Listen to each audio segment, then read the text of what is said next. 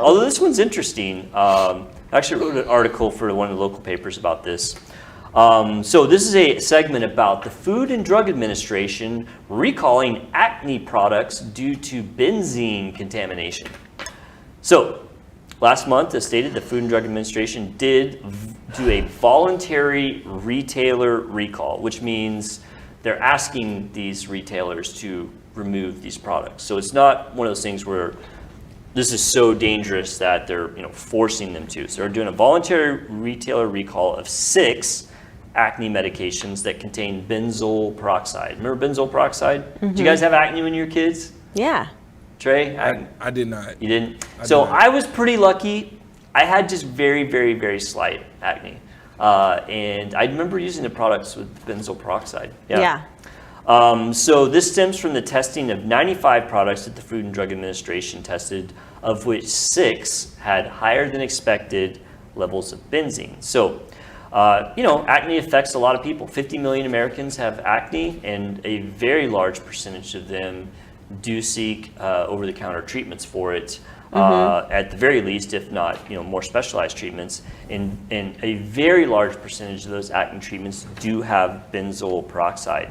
Yeah. So I had to look up benzoyl peroxide. I remember reading about it when I was in medical school, but it's not something I use all the time, so I had to refresh my memory. It is a organic acid that, when applied topically, releases pure oxygen, so like oxygen radicals, and that actually kills the bacteria P. acnes, which is the bacteria that causes acne. Okay. So it kills the bacteria, but also in addition, it's also an exfoliator. So what it does is it causes your pores to extrude oil, bacteria, and dead skin cells. So it actually does quite a bit to tamp down, acne when you have it. And it's been around forever, since like the 1930s. It's been used for acne. It comes over the counter in percentages ranging from 2.5 to 10%. And in general is very, very good at treating the acne. These products that they tested found another chemical called benzene, which I remember benzene, I've heard it before. It's a chemical that's naturally found in kind of very unusual environments, places like volcanoes, forest fires. It occurs naturally. You'll see it around like crude oil, gasoline, and then also, oddly enough, cigarette smoke. It's also one of the 20 most produced chemicals in the United States because it's a precursor chemical for a lot of different things. A lot of different plastics, synthetics, rubbers, use benzene as a starter. So a lot of chemical companies make benzene. Benzene is not good for you. Okay. It's bad. You don't want to bathe in benzene. So prolonged benzene exposure does a lot of not so great things to your body. Disrupts cellular function. It decreases your red blood cells and your white blood cells, which will make you anemic and make your immune system weak. And it also increases your risk of cancer, things like leukemia, lymphoma, lung cancer, stomach cancer, breast cancer. All right. So benzene is not good. You don't want to be rubbing benzene on your face. So. Gosh. Yeah, right? Yeah, you don't want that. So how did the benzene get in the acne medication? Great question. Well, actually, benzene is a normal degradation byproduct of benzoyl peroxide.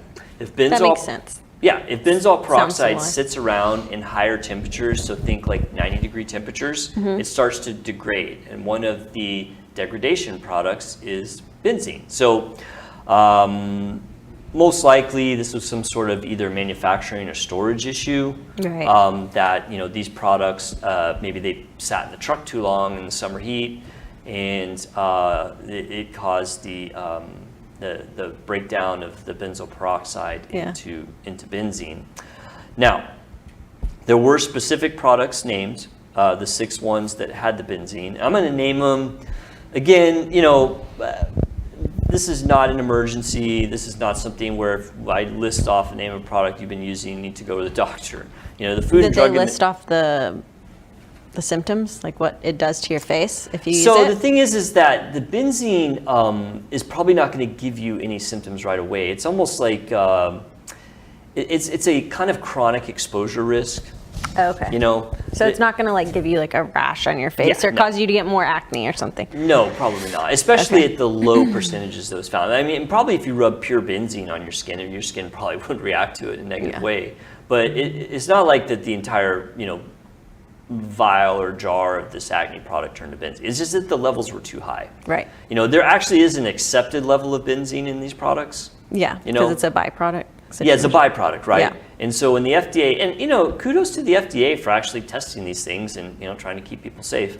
There is a certain threshold where it's like, okay, there's just like maybe, you know, 5 parts per million benzene, not going to bother you, you know, don't worry about it. But there were 6 products where the levels that were high enough that they considered them a potential risk. And also keep in mind that the FDA did not recommend that the patients do anything. They even said that, you know, if you have these products, you don't have to go to the doctor. They didn't even mention discarding them. They just wanted the retailers to stop selling them. Although they did say that you should watch expiration dates. And that's actually a very good point because, you know, the longer a product sits around, I guess the more likely it is to break down. Yeah.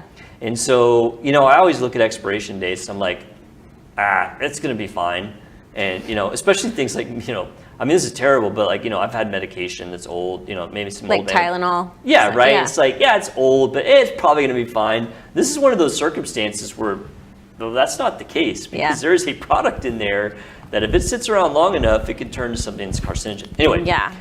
the 6 products were La Roche-Posay Effaclar Dual Action Acne Treatment, Proactive Emergency Blemish Relief Cream, 5% benzoyl peroxide, Proactive Skin Smoothing Exfoliator, SLMD, not familiar with that company, benzoyl peroxide acne lotion, and then 2 Walgreens products, Walgreens Acne Control Cleanser and Walgreens Tinted Acne Treatment Cream. Now, again, I don't have any of this. if you have any of these products, do not be alarmed. If it were me and I had one of these products, I probably would toss it out. Because it's like, why? You know, you Oh, might, yeah. Why would you tempt it? yeah, why you know, why tempt fate? Walk that line. But should you be alarmed? No, you should not. You know, as I said, the Food and Drug Administration did not recommend anything specific to patients or consumers who may have had these products. But I don't know. I think if, you know, these products have benzene in them, and it's probably worth tossing them out. You know, benzene's not like cyanide. It's not like if you get some on you, you're like dead in a month or something. Yeah. Or, And it's not going to like melt your skin off. yeah, it's not gonna melt your skin off, but you know, just be safe. I mean, yeah, everything's cumulative, right? You know, I don't know how much cancer I'm getting from my microwave or my cell phone. I don't need my acne medication adding to the cancer load. Yeah. We don't need that. Yeah, that's just bad stuff. So I think it's good to know this. Again, don't be alarmed, and you know, we'll kind of keep an eye on this. I don't think anything else. This probably will be the last time we hear it, but I'll keep an eye out and make sure that there's not a follow-up on the acne medication scandal. Yeah. All right, let me recap this one, Trey. So today on Nip Talk, we were talking about how the Food and Drug Administration last month recalled products, acne medication products, because they detected higher than expected levels of benzene. Now, there were 6 products that we listed out in the segment. Go watch it if you want to know what they are. And these 6 products had higher than level amounts of benzene. Now, these products are all contain benzoyl peroxide, which is very effective at treating acne. It actually kills P. acnes, which is the bacteria that causes acne, and also is an exfoliator to extrude oil, bacteria, and skin cells out of your pores. So it's great at treating acne. It's been around since the 1930s. However, benzoyl peroxide, if sits around too long in high temperatures, does a natural degradation to benzene, which is a known carcinogen. Benzene is a product that can disrupt your red blood cells, your white blood cells, can disrupt cellular regulation, and also is a cancer risk for things like leukemia, lymphoma, breast cancer, stomach cancer, and lung cancer. Now, the FDA did not set up some big alarm that if you use these products, you need to go to your doctor or really do anything outside of discard products that are expired. This is kind of a soft warning that there is potential cancer risk over long periods of time, so they're pulling the products off the market to keep people safe. And kudos to the Food and Drug Administration for testing these products and find out that, hey, sometimes things get through that you don't want. So good job, FDA. Yeah, you keep won't in always mind, catch me like stay safe. telling the government they did a good job. This might be like a banner. We might want to write this date down. Dr. Hermann complimented the government Yeah, tax dollars for our faces. Yeah, right. At least my tax dollars are going something good.